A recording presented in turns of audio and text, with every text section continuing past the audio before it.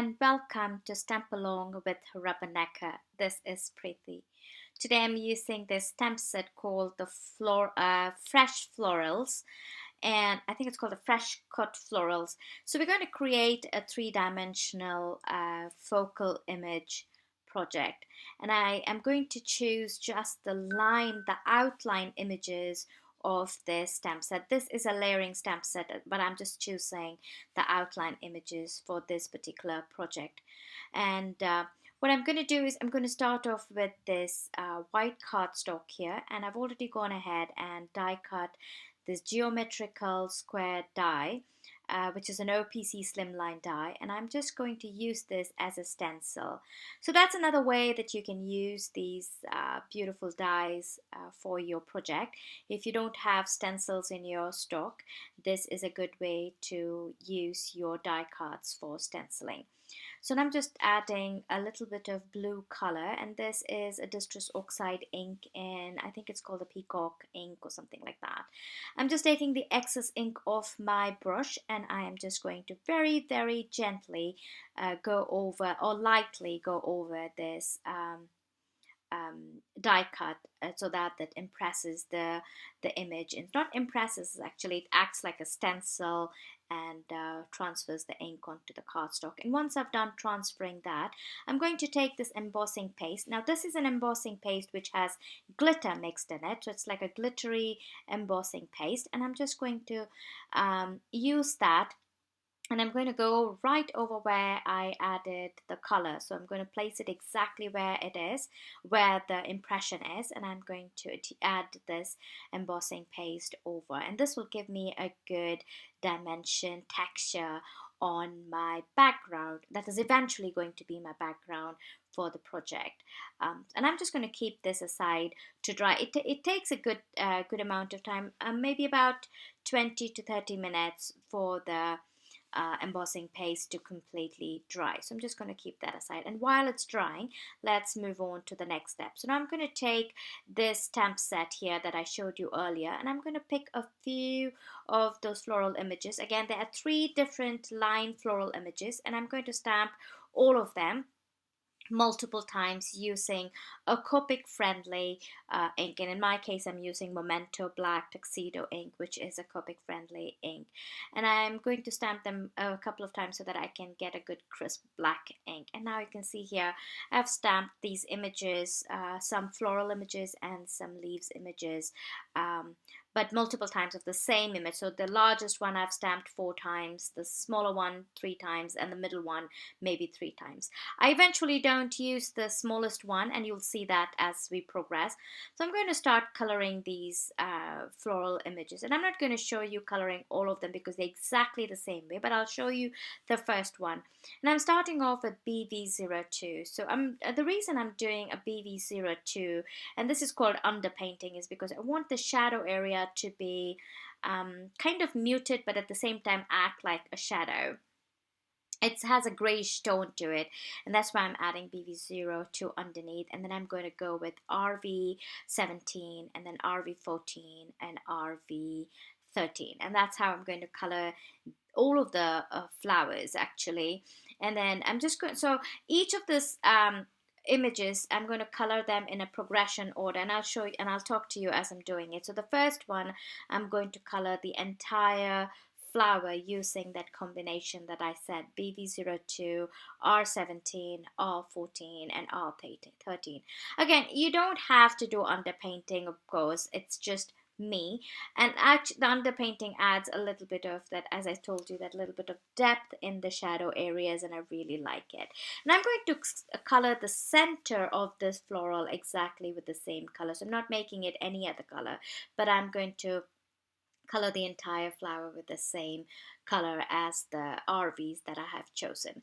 And once I'm done coloring this image, I'm going to move on to coloring the next floral image in the same size. Remember, there are 3 different sizes in this floral set. One is the large, and then there's a medium, and then the small. Here I've just colored the largest. Now what I'm going to do is I'm going to pick and choose just a certain area of the second largest flower. Again, not the second largest, but the largest flower, but the second stamped image. And I'm going to color just the middle portion of, or the, so these flowers have multiple layers of petals. So I'm picking and choosing which petal layer I want to color next. So in this color, in this flower, I'm just picking just the topmost layer or petal layer, and in the third one here, I'm going to pick up the second layer, petal layer, to color. So you know what I hope you're understanding what I'm trying to say. I'm just coloring different layers of the petals of this flower, and you will see why I'm doing this eventually as we start building this project. And I'm going to do exactly the same thing with the middle flower as well as the, no, actually I'm not using the smallest flower, as I said, and the middle flower. And for the leaves, I'm just going to start with B24 as my shadow color, and then I'm going to go with G28 over it, and then G17, and then G25. And then you can see here I've gone ahead and colored all the images. Now what I'm going to do, the one of those flowers, like the one that I'm showing you right here, this is the largest of the largest flower, and I've just colored it with just RV13 on the edges, and you will see why. And then I'm going to die cut that one with my coordinating die, and the remaining flowers I'm going to cut with my scissors that I was just showing you. And here you can see I have die cut two of the flowers. These are just one wash of, I didn't even color the center portion because that's going to be covered. I just colored the edges of it so that there's no white scene when I start layering them. Now that the one, remember the first flower that I colored that was fully colored, I am going to fussy cut that using my scissors. And then I did the same thing for the smaller one. And now I'm going to take the other images that we semi-colored, the petal layers that we semi-colored. I'm going to cut them individually to create the dimension or the three-dimension effect for my flowers. And you can see here how I'm going to layer them. So that is the bottom layer, and then that's the next one that's going to go over it, and then this is the third layer, and then that's going to be the fourth layer. And so there are four layers that I've created for the large flower, and for the smaller flowers I've created just three layers. So the bottom layer, the middle layer, and the third layer. And in the leaves, I'm not layering them. I'm just going to use them as is. I've just colored them with the green color, and that's it.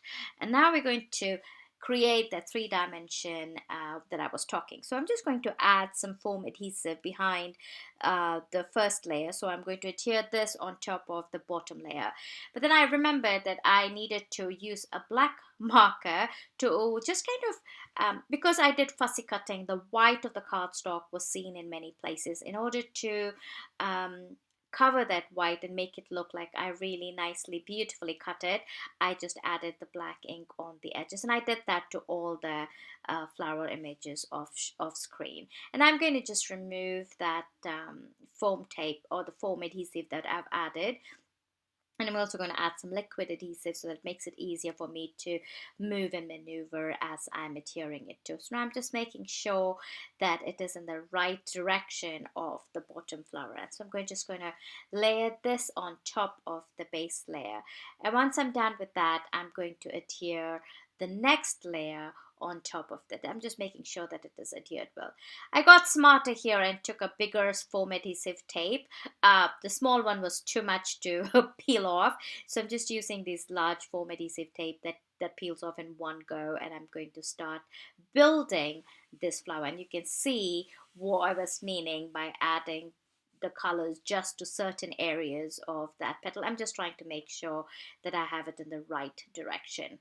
And now I'm going to take the topmost layer right there, and I'm going to adhere that on top of this one. Oh, I think I have one more layer. No, that's pretty much it. And then I left the center of the topmost layer white, and I'm going to add yellow color eventually to it, and you will see that. What I'm doing is I'm curling few of the petals upwards, so they look really dimensional, as if they're blooming flowers. I really hope this is making sense. If you have any questions, please feel free to leave it in the comment box below, and I will try to answer as much as I can. I am so sorry. I have a cold coming and I feel like I need to sneeze, but anyway.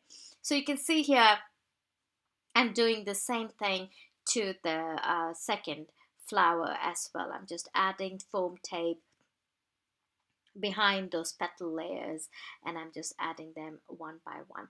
Now, as I said, this is a layering stamp, but I used only the line images so that I can color what I want. If I was to use the layering stamps as is with the layering, the layering stamp layers only certain petals, and it's meant to go above each other in one layer. If I were to cut it apart, the layers wouldn't make sense, and that was the reason why you want to choose the line images that you can color using whatever medium you want. And also the other thing is you want to make sure the flower you're choosing has many petal layers to it, so you can cut them apart.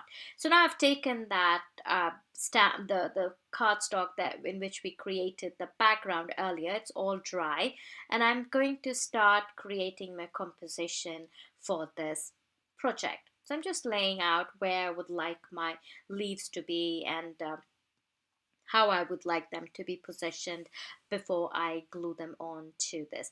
Now it will be a little hard to glue this, so you may want to use a really strong liquid adhesive to glue this, because the bottom part, the background, has the texture element in it. Remember, we added the glitter embossing paste on it, so it's not so you really need something strong to adhere to it, and it takes a while for it to dry too. So be careful after you've laid down your elements that you are not moving things, and that you just let it dry for a while.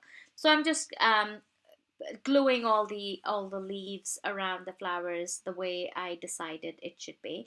And before I glue the last leaf there, I'm going to adhere the sentiment, and this sentiment is called Being You. It's a red rubber sentiment, which I have gone ahead and stamped and embossed. That's the sentiment that I'm showing you right here, and I've gone ahead and stamped and embossed it onto a black cardstock using white embossing powder. And I'm going to adhere the sentiment underneath the like just tucking one of the layers underneath the sentiment, and I'm going to add a double layer of and foam tape on the left side of the sentiment, because remember, this flower is quite dimensional. There are a lot of layers of foam, and you want that sentiment to be flush to your flowers, and you don't want it to sag. So I'm just adding that to the left side, and the other side I'm just adding liquid glue, and I'm just tucking it under one of those petal layers of the smaller flower. And then after I'm done adhering that, I'm going to place that leaf underneath. That way it looks like the sentiment is part of that flower composition that you have created. And here now I'm taking a yellow Nuvo crystal drop, and I'm filling it inside that white gap, or the center of the flower, and that pretty much completed the composition. Now it was just adding a little bit of bling as usual. So I've just taken some yellow crystal drops, and I'm just going to adhere them in a scattering all over this card panel. And then I'm just going to take a top folding white note card, and I'm going to adhere this onto this directly with some liquid glue. And I'm not going to add liquid glue behind this panel, rather I'm going to add the glue on the note card itself, because I don't want anything moving and shifting if I turn it upside down. And you can see here I'm adding the glue onto the note card, and then I will place that finished panel onto this note card, and that pretty much completed this card. And I'll show you a little close up here. You can see the dimension. Can you see all the beautiful dimension that you can create using this beautiful stamp? I hope you enjoyed this video. If you like this video, give us a thumbs up, subscribe to our channel, and I will see you next time. Hope you have a wonderful day. Bye bye.